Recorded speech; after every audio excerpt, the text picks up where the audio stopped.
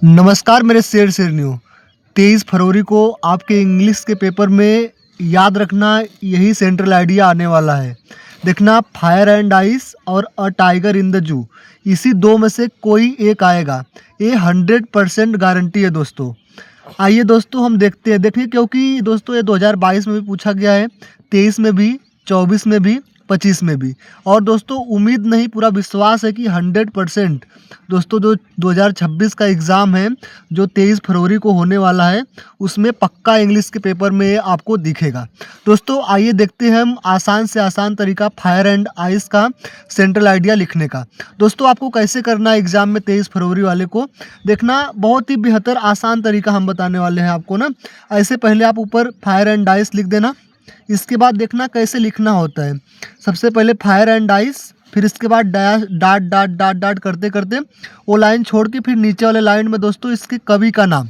तो आपको पता है दोस्तों, जो फायर एंड आइस है उसका पोएट कौन है? Robert Frost. कौन है दोस्तों? Robert Frost. तो यहाँ पर हम रॉबर्ट फ्रॉस्ट लिख देंगे।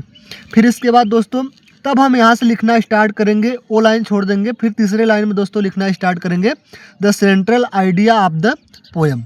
अब यहाँ से जब दोस्तों ये लिखने के बाद ऐसे आप एक घिस दीजिएगा ना, एक लाइन एक रेखा जरूर खींचिएगा ना, इससे थोड़ा कॉन्फिडेंस बढ़ता है दोस्तों और दिखने में बहुत अच्छा लगता है ना। फिर इसके बाद अब यहाँ से स्टार्ट कर देना ना लिखना। कैसे लिखेंगे हम पूरा अर्थ भी आपको बता दे रहे हैं ना, आपको याद भी नहीं करना पड़ेगा। लेकिन दोस्तों आप चाहे जैसे आप इस वाले इन्हीं दो सेंट्रल आइडिया को आप रट्टा मार लेना जरूर ना, ये आपके एग्जाम में जरूर दिखेंगे। देखना दोस्तों कैसे, ऐसे लिखना है द पोएम, फिर चैप्टर का नाम फायर एंड आइस। चैप्टर का नाम है ना fire and ice. The poem fire and ice is one of the best known poems of the poet Robert Frost. फिर यहाँ पर क्या लगा देना है? कामा लगा देना है। इसका मतलब दोस्तों होता है कि फायर एंड आइस जो कविता है वह is one of the best known poem, कि सबसे अधिक जानी गई कविताओं में से एक है। किसका दोस्तों? कि ऑफ द पोएट, कवि कौन से कवि? रॉबर्ट फ्रॉस्ट की। मतलब दोस्तों कवि रॉबर्ट फ्रॉस्ट की सभी जानी गई कविताओं में से यह सबसे अच्छी कविता है। कौन? Fire and ice. ऐसे आपको लिख देना है। इसके बाद फायर एंड आइस याद रखना कैपिटल में लिखना है और कवि का नाम भी कैपिटल में लिखना है। इसके बाद एक नीचे भी रेखा ऐसे आप खींच दीजिएगा ना। फिर यहाँ से कैसे लिखना है? इन दिस पोएम, इस कविता में, द पोएट मतलब कवि, has tried to brief different, मतलब कि प्रयास कर रहे हैं एक डिफरेंट बताने का, एक डिफरेंट मतलब एक अंतर बताना चाह रहे हैं। बिटवीन मतलब किसके बीच में? फायर मतलब आग के बीच में, और आइस मतलब बर्फ के बीच में। इस कविता में जो कवि है दोस्तों प्रयास कर रहे हैं बर्फ और आग के बीच में डिफरेंट बताने का ना, कि क्या अंतर दोनों में होता है।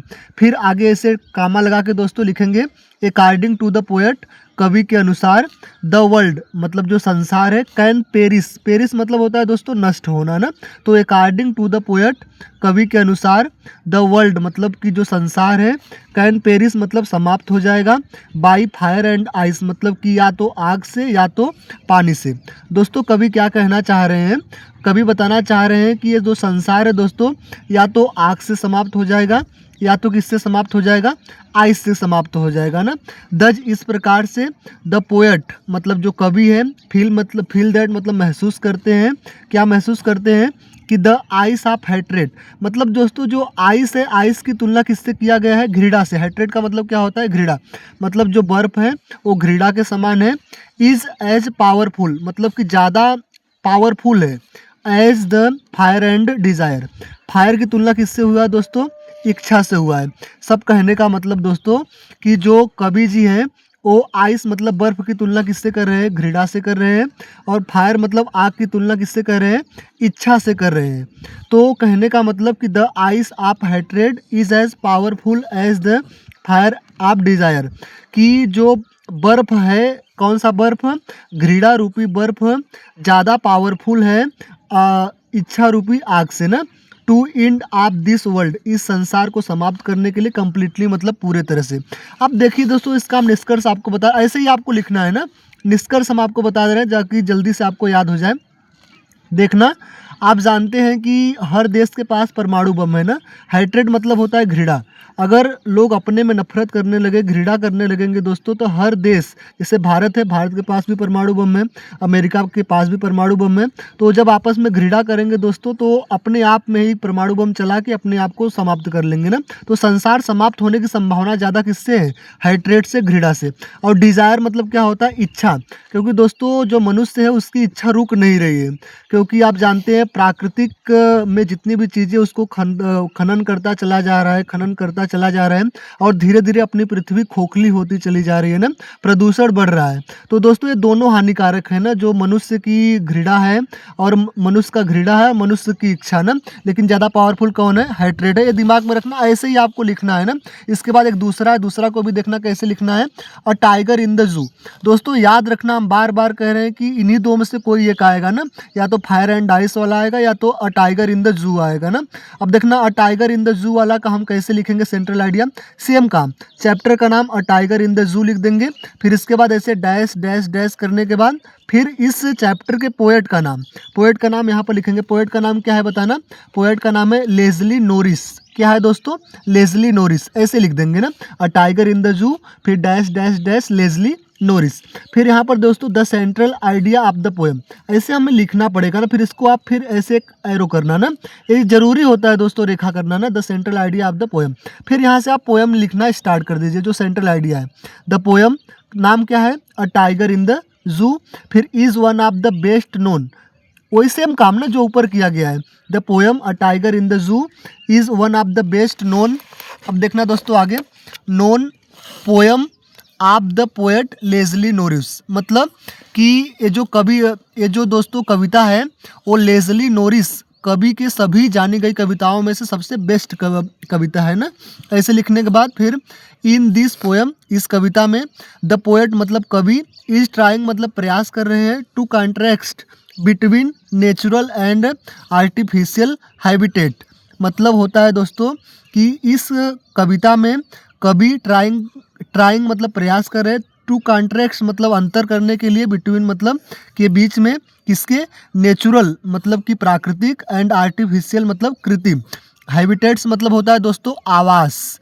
तो इस कविता में दोस्तों जो कवि हैं वो नेचुरल मतलब प्राकृतिक और आर्टिफिशियल मतलब कृत्रिम आवास के बीच में तुलना कर रहे हैं ना। आप है टाइगर, किसके? बाघ के, टाइगर के, कि मतलब टाइगर कहाँ ज़्यादा सुरक्षित रहेगा, क्या आर्टिफिशियल जो कंक्रीट सेल बनाया जाता है उसमें, या फिर नेचुरल मतलब जंगल में। फिर आगे दोस्तों, द पोएट मतलब कवि, शिफ्ट मतलब कि शिफ्ट द सीन को शिफ्ट करते हैं, from the jungle to the जू।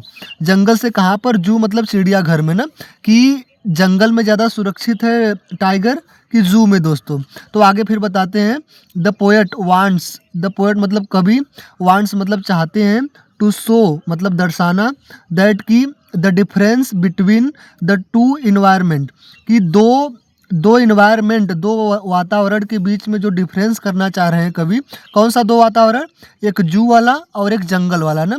क्या डिफरेंस करते हैं? फाइनली मतलब इस प्रकार से, फाइनली मतलब अंत में, द पोएट मतलब कवि, डिस्क्राइब मतलब वर्णन करते हैं, द रियल सिचुएशन जो वास्तविक स्थिति है, एंड हैबिटेट्स मतलब आवास है, आप टाइगर मतलब बाघ का, इन द जंगल मतलब कहाँ पर है दोस्तों? जंगल में।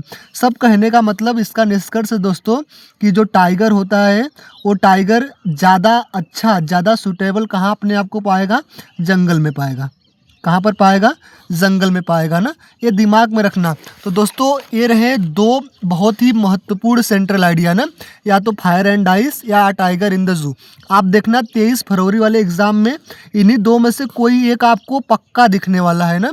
तो दोस्तों इसको अच्छे से आपको रट्टा मार लेना, स्क्रीनशॉट ले लेना, अच्छे से इसको कॉपी पे लिख लेना, और इसको बार बार दोस्तों पढ़ना ना, और एक समय आएगा आपको याद हो जाएगा दोस्तों, और 23 फरवरी वाले एग्जाम में जाके छाप दीजिएगा। दोस्तों चैनल पर नए हैं तो दोस्तों प्लीज़ चैनल को सब्सक्राइब करिए, और अपने दोस्तों में दोस्तों ज़्यादा से ज़्यादा इस वीडियो को शेयर करिए, ताकि उनका भी भला कुछ हो सके। ठीक है दोस्तों, धन्यवाद।